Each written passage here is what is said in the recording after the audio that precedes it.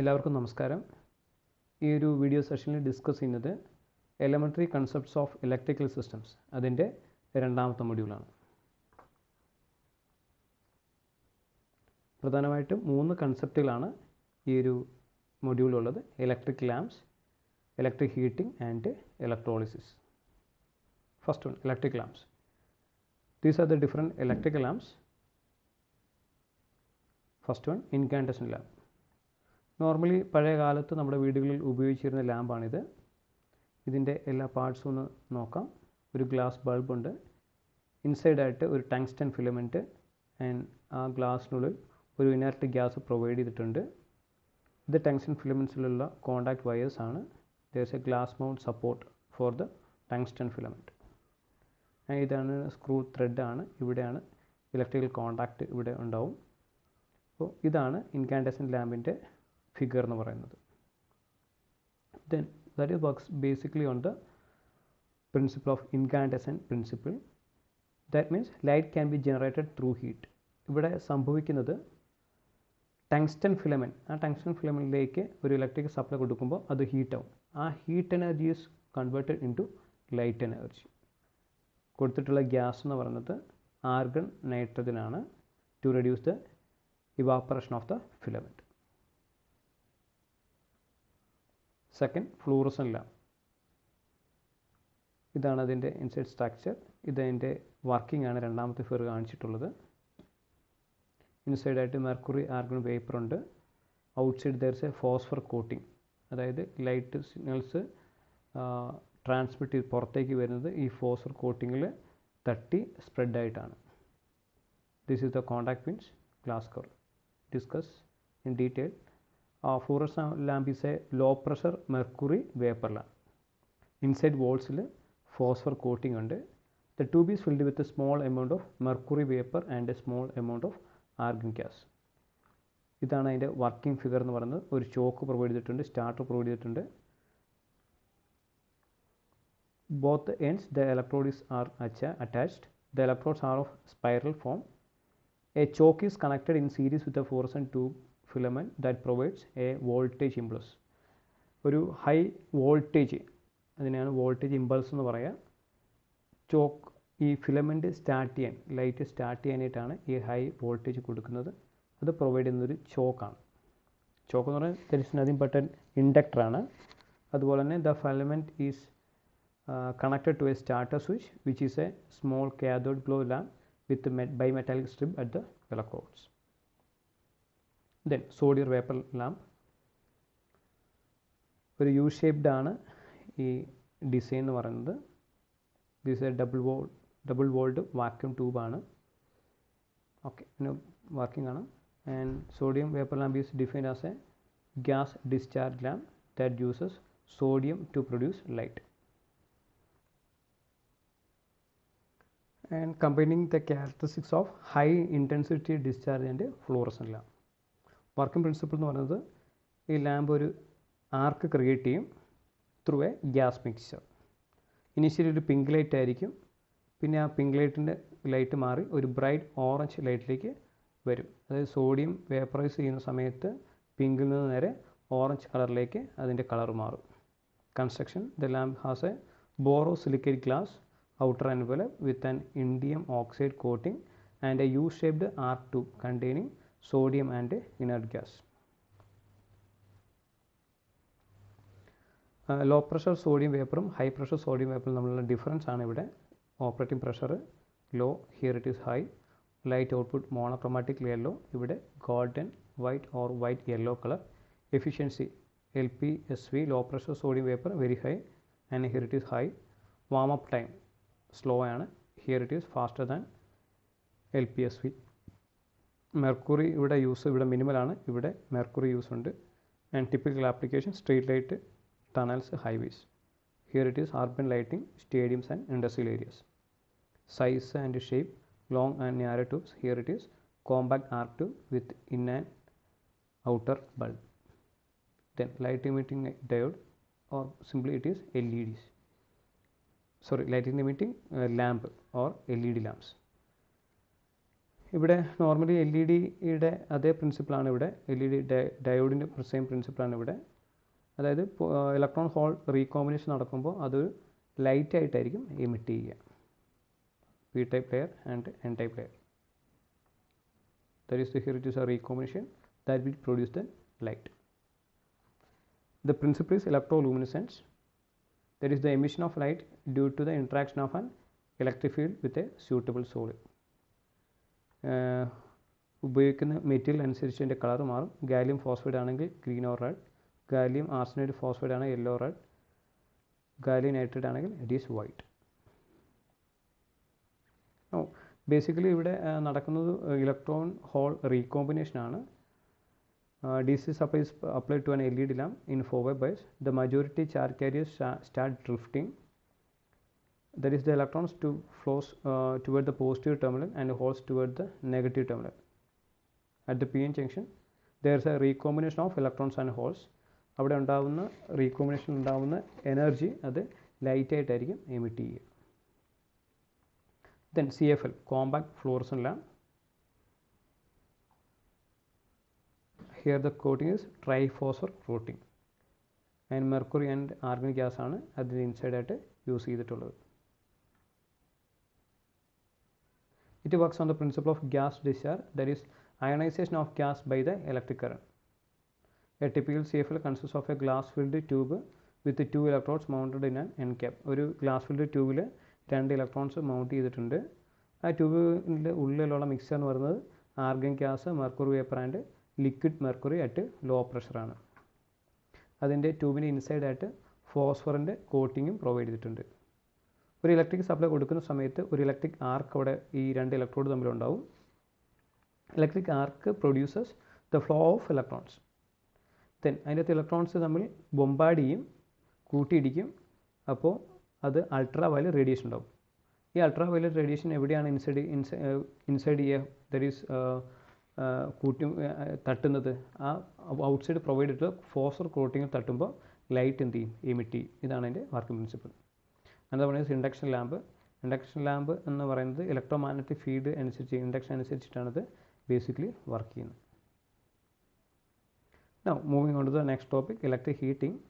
Electric heating എന്ന് പറയുന്ന ഒരു ഹീറ്റിംഗ് പ്രൊവൈഡ് ചെയ്യുക. എങ്ങനെ? By using electricity.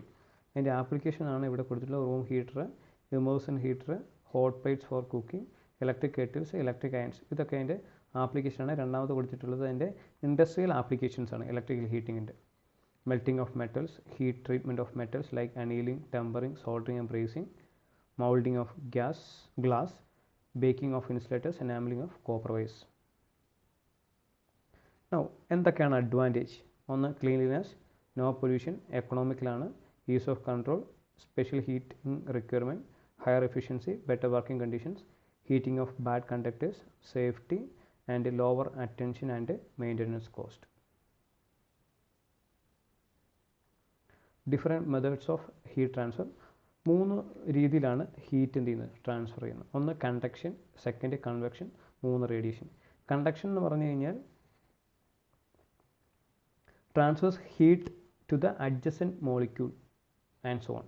ഒന്നിന് അടുത്തടുത്തുള്ള മോളിക്യൂൾസിലേക്ക് ഹീറ്റ് ട്രാൻസ്ഫർ ചെയ്യുന്നതിനാണ് കണ്ടക്ഷൻ എന്ന് പറയുക. കൺവെക്ഷൻ എന്ന് പറഞ്ഞു കഴിഞ്ഞാൽ heat is transferred by the flow of hot and cold air currents. ചൂടും തണുപ്പുമുള്ള ആ എയറിൻ്റെ പാസേജ് മൂലം ഉണ്ടാകുന്ന ഹീറ്റ് ട്രാൻസ്ഫറിനെയാണ് കൺവെക്ഷൻ എന്ന് വിളിക്കുക. മൂന്നാമത്തെ റേഡിയേഷനാണ്. It is the transfer of heat from a hot body to a cold body. ഒരു ചൂടായ ബോഡിയിൽ നിന്നും കോൾഡായിട്ടുള്ള ബോഡിയിലേക്ക് ട്രാൻസ്മിറ്റ് ചെയ്യുന്നതിനാണ് റേഡിയേഷൻ എന്ന് വിളിക്കുക. This is the 3 methods of heat transfer: conduction, convection and radiation. Then എന്താണ് ഒരു ഗുഡ് ഹീറ്റിംഗ് എലമെൻ്റ് റിക്വയർമെൻറ്റ്?